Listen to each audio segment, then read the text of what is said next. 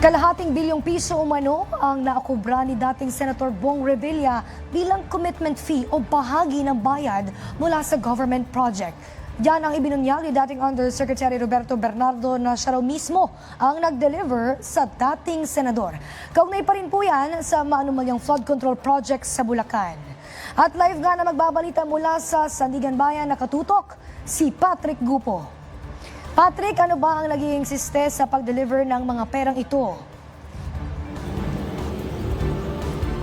Princess, tila installment ang naging delivery kay dating Senador Bong Revilla.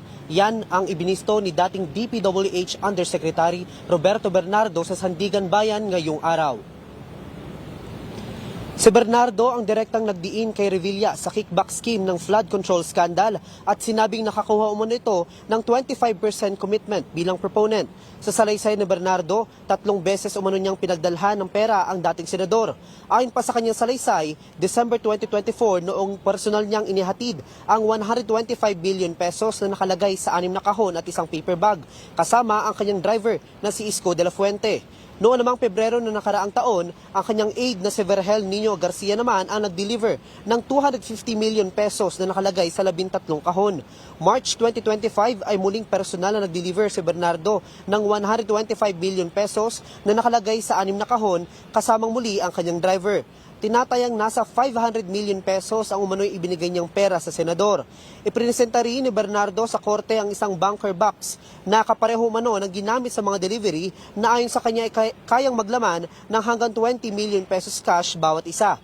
Iginit din niya na siya ay personal na nasa una at ikatlong delivery at nasaksihan din niya ang paghahatid ng mga kahon ng pera.